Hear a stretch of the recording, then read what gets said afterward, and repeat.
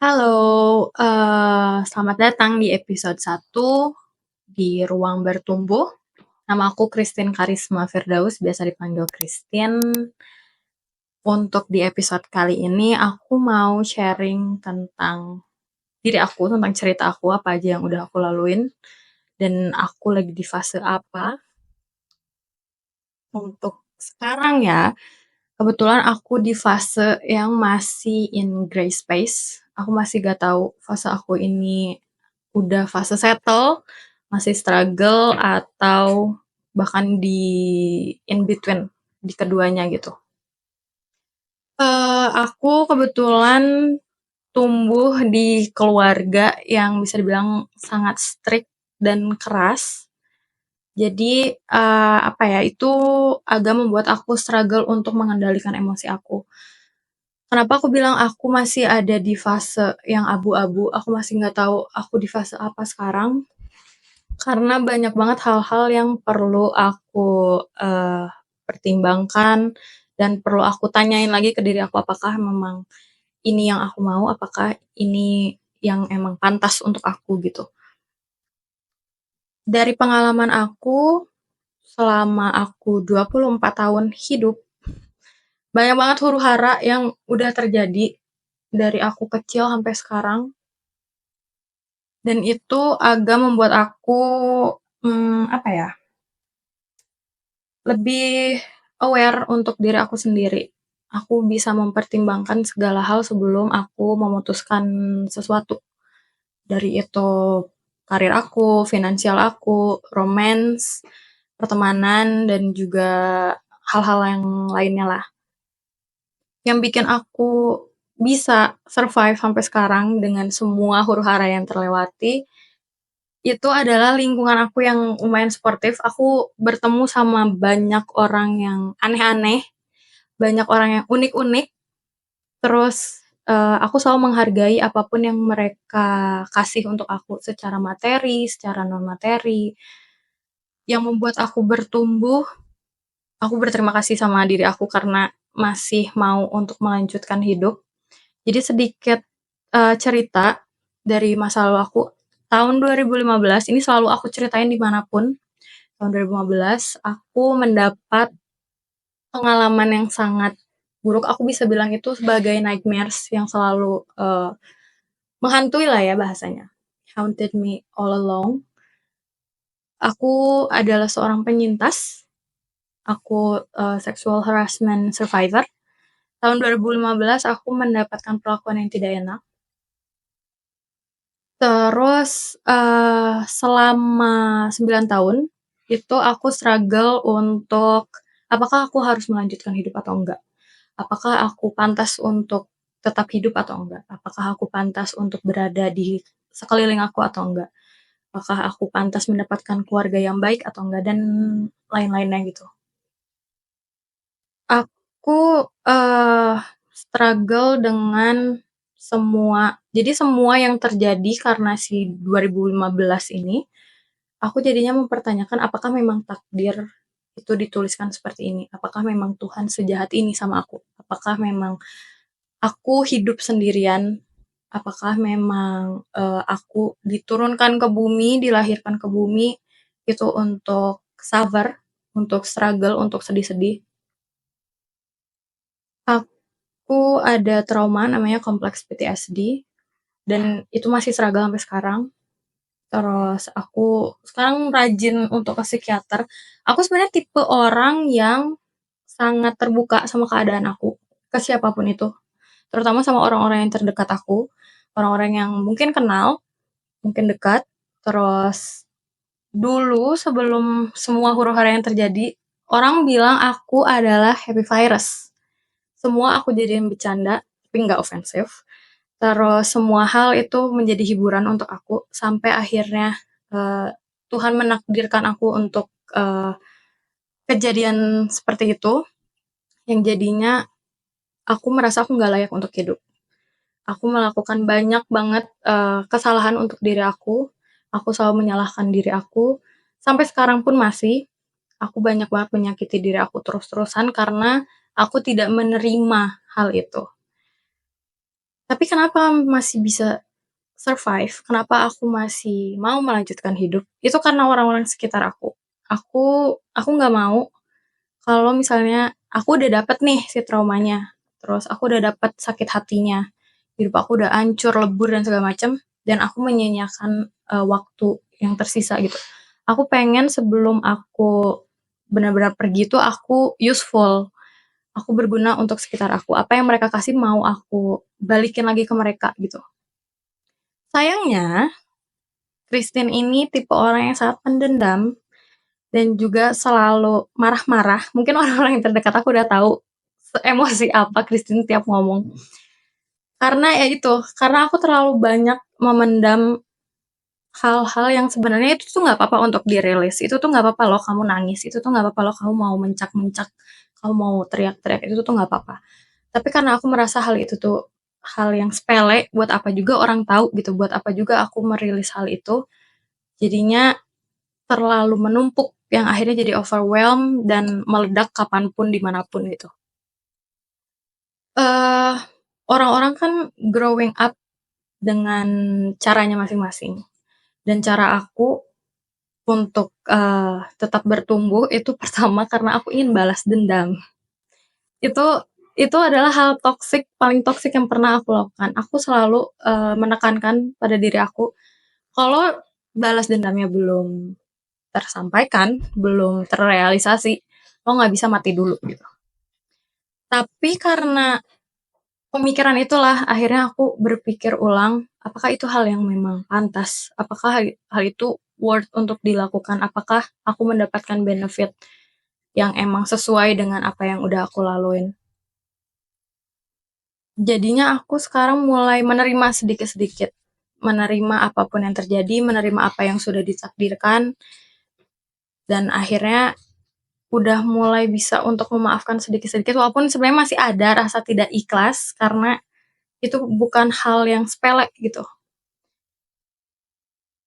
Cuman karena support dari orang terdekat, support dari lingkungan, jadinya aku berpikir hidup itu nggak terlalu sebajingan itu ya. Hidup itu tidak terlalu menyebalkan sebenarnya. Kalau misalnya kitanya mau membuka mata lebar-lebar, oh banyak loh hal-hal baik, banyak loh hal-hal bagus yang terjadi dari hal kecil, entah itu misalnya kalau di sekolah nilai, atau tiba-tiba teman kamu ngasih hadiah, itu kan hal-hal baik ya. Cuman kadang orang tuh nggak melihat hal itu sebagai hal yang spesifik dan signifikan kayak ini tuh hal baik gitu. Nggak memvalidasi hal itu. Sebenarnya kunci untuk kita tetap bertumbuh tuh validasi apapun yang kita rasakan, validasi apapun yang terjadi itu nggak apa-apa. Heal takes time, acceptance juga takes time. Cuman kalau kita tetap egois sama diri sendiri untuk tetap ya gue tuh susah nih gitu, gue tuh sakit hati, gue tuh harus dia harus ngerasakan hal yang sama, dia harus dapet karma yang lebih-lebih, itu nggak akan beres-beres. Karena jadinya kita ini jadi nyalahin diri sendiri. Apapun yang kita lakuin jadinya kurang, apapun yang kita lakuin jadinya salah. Otomatis si fase bertumbuhnya tuh nggak ada, tapi jadinya stuck. Dulu tahun 2017 sampai 2020 itu tahun aku stuck. Aku nggak bisa yang benar-benar aku mandi pun aku nggak mau. Karena aku sampai mikir ngapain mandi? Toh nggak ada yang ngajak main. Ngapain mandi? Toh nggak kemana-mana. Padahal mandi tuh common things gitu. Orang-orang juga harus mandi gitu. Mau lu keluar atau enggak, mandi tuh harus gitu. Cuman karena stuck, jadinya apapun yang aku lakukan tuh harus pakai alasan, harus pakai exact reason. Kenapa? Buat apa? Apa benefitnya untuk aku? Dan jadinya kita mau ngapa-ngapain tuh susah. Awal-awal aku masuk kuliah, aku nggak punya teman sama sekali. Karena orang-orang takut. Jadi waktu awal kuliah tuh aku merasa kuliah tuh mahal nih.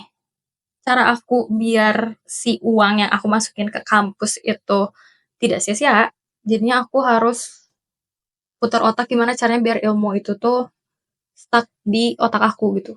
Biar akunya bisa upgrade knowledge dan segala macam.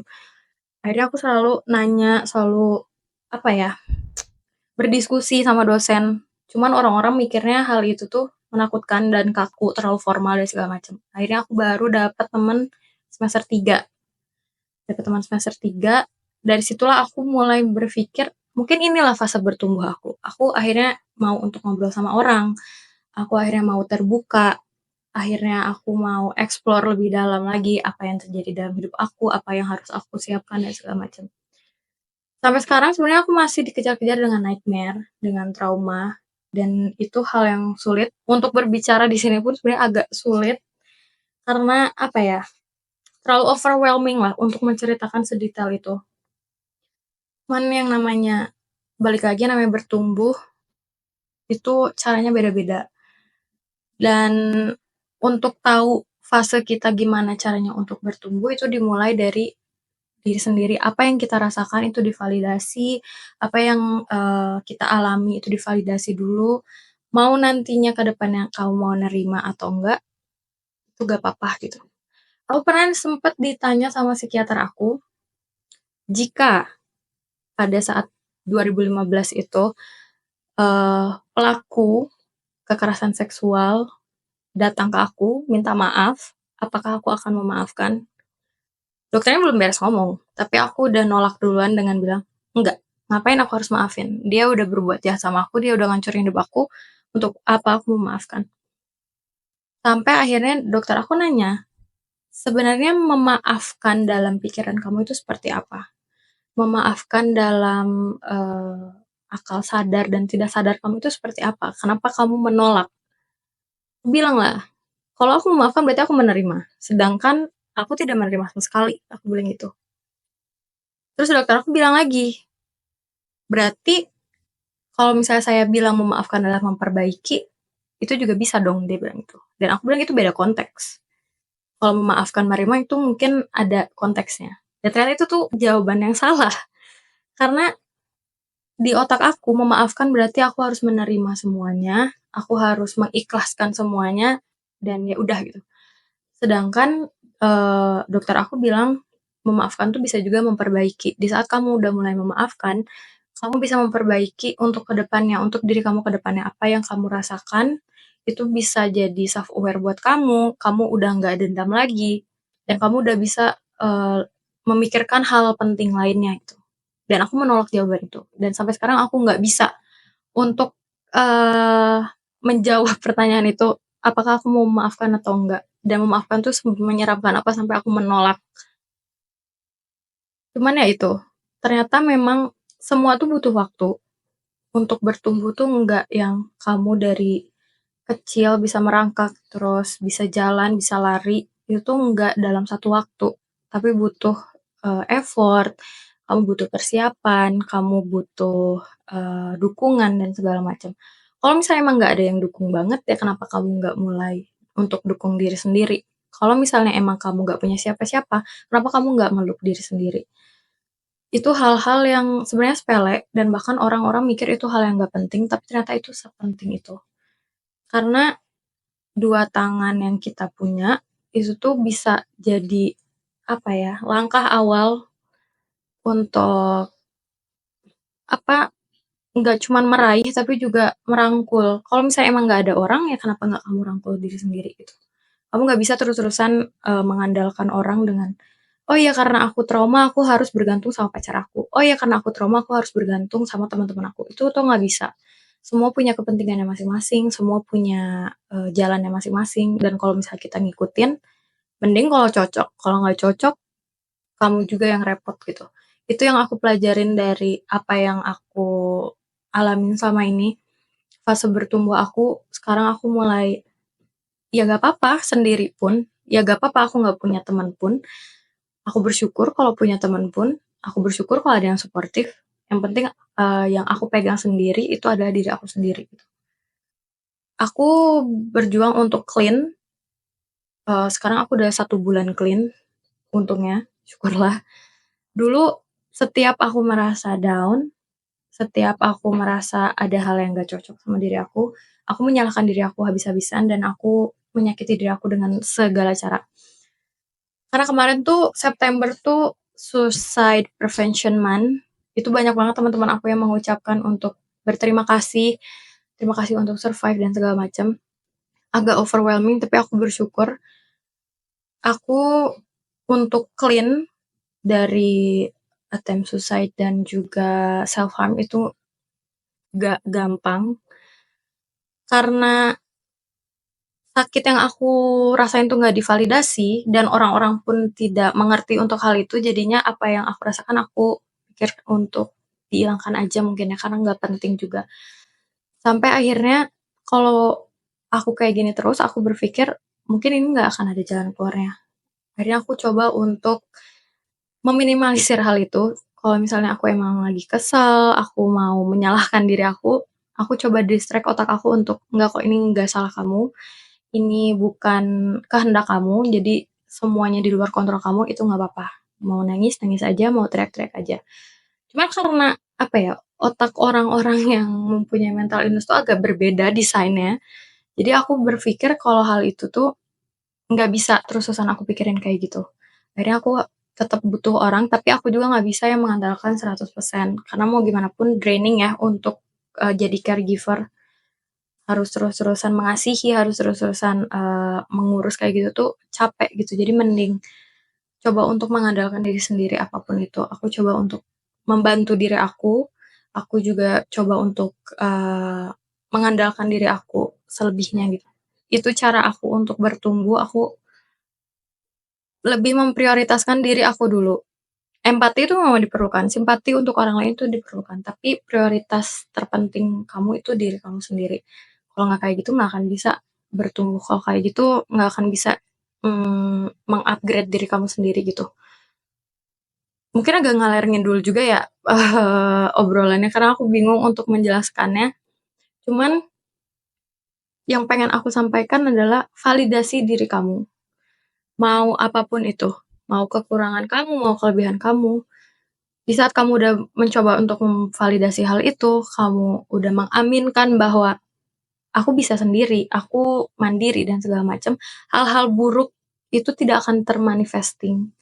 Jadi kamu akan selalu hidup dengan harapan, kamu akan selalu hidup dengan upaya-upaya dan effort kamu selama ini karena kita hidup tuh udah lama banget dan itu tuh perlu untuk dirayakan, itu perlu untuk divalidasi. Sekecil apapun, mau kamu misalnya kamu lagi sekolah, kamu ujian dapat nilai 50, validasi aja. Ya ini nilai aku segini. Nggak perlu merasa insecure, nggak perlu merasa tersaingi, itu bisa di-upgrade. Tapi jika kita terus-terusan tenggelam dalam nightmare-nya, ya kita bakal stuck dan untuk nolong itu susah gitu, untuk nolong diri sendiri itu susah. Jadi dimulai dari hal kecil. Validasi feeling kamu, validasi apa yang kamu punya, mau itu kelemahan, mau itu kekurangan. Aku pun memvalidasi trauma aku, akhirnya aku bisa menerima. Dan aku harap semua orang yang nonton ini nanti bisa memvalidasi diri sendiri. Bisa ada untuk diri sendiri. Karena yang kita butuhkan itu bukan orang lain, tapi diri sendiri. Mau gimana pun yang kamu punya tuh diri sendiri gitu.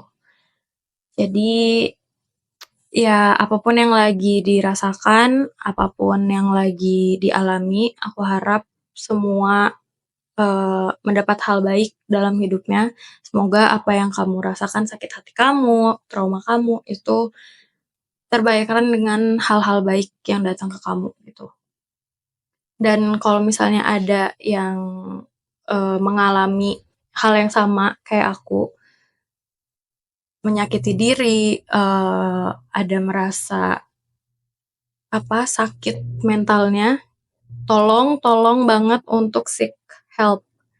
Banyak banget dokter-dokter bagus, banyak banget layanan-layanan psikolog dan juga psikiater secara online dan offline. Please seek help. Jangan membebani orang lain dengan apa yang kamu rasakan gitu.